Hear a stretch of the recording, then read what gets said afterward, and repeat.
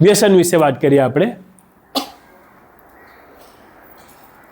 એક સર્વે અનુસાર વ્યસનની શરૂઆત 13 થી 18 વર્ષ, સર્વે નહીં રિસર્ચ જ છે,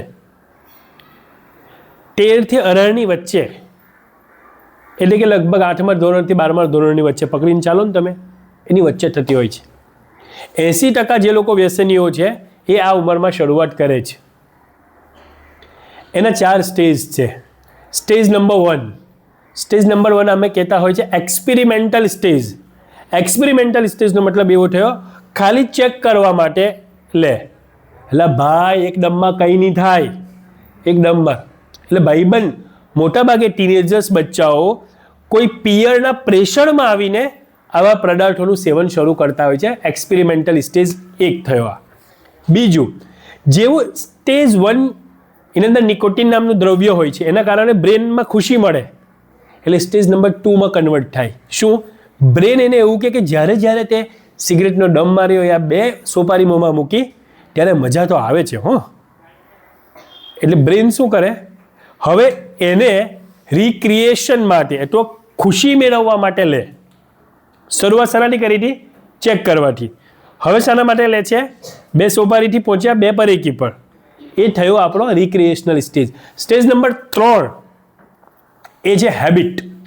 હવે આદત બની કે હું 2 લેતો, એ દિલ માંગે મોર. હવે 1 2 થી નહીં, 5 6 પડીકી જોઈએ મને રોજની, 5 6 પોટલી જોઈએ મને. આ ત્રીજો સ્ટેજ. અને છેલ્લો સ્ટેજ જેને આપણે ડિઝોર્ડર કે ડિપેન્ડન્સી. અત્યાર સુધી દારૂડિયો દારૂને પીતો હતો, હવે દારૂ જ દારૂડિયાને પી જશે. હવે એના વિના કોઈ પણ એવો પદાર્થ જેને લીધા વિના વ્યક્તિનું રૂટીન બગડવા માંડે, બેચેની થાય, અજંપો થાય, કજ્જો કંકાસ કરવા માંડે, તો એ વ્યસન હોઈ શકે છે.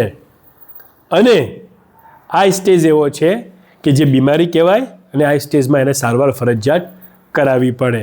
તો એડિક્શન એ એક બીમારી છે, અને બીમારીની સારવાર અમુક પ્રકારની દવાઓ અને સાયકોલોજીકલ કાઉન્સેલિંગ એટલે કે વાતચીત દ્વારા તમે કોઈ પણ પ્રકારનું વ્યસન છોડવી શકો છો. પણ તમારી ઉંમરમાં હું એક જ ટિપ્સ આપીશ. દીકરીઓ, તમે ઘરે આપણા ભાઈ હોય, આપણા પપ્પા હોય, કાકા હોય, એમને સ્પેશિયલી જે નાની ઉંમર 13 થી 18માં પહેલા સ્ટેજમાં બેટા ના પાડી દેજો કે ના. જો એ ના પાડવાનું શીખી ગયા ને તો જીવનમાં પછી લગભગ શક્યતા એવી છે કે 18 વર્ષ પછી એ લગભગ નહીં લે કોઈ. 20% એવા બની શકે કે કોઈ પછી એવા કોઈ ખરાબ ભાઈબંધ મળ્યા પાછા, કે કોઈ કામ પણ એવા લોકો મળ્યા અને એ આ વ્યસને ચડ્યા. બાકી શક્યતા બહુ જ ઓછી છે. દીકરીઓ, તમને વ્યસન માટે બીજી એક નાની ટીપ. લગ્ન માટે છોકરો જોવા જઈએ યા છોકરાવાળા આપણને જોવા આવે, એક સવાલ હવે અચૂક પૂછવો.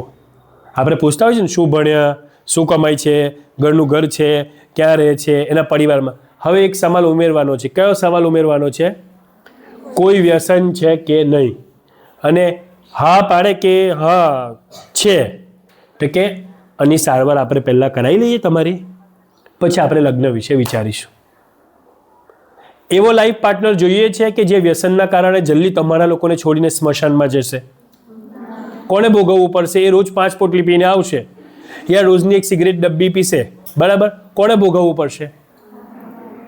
અત્યારે આપણી પાસે સમય છે, ના પાડી શકીએ છીએ અને વ્યસન છૂટી શકે છે.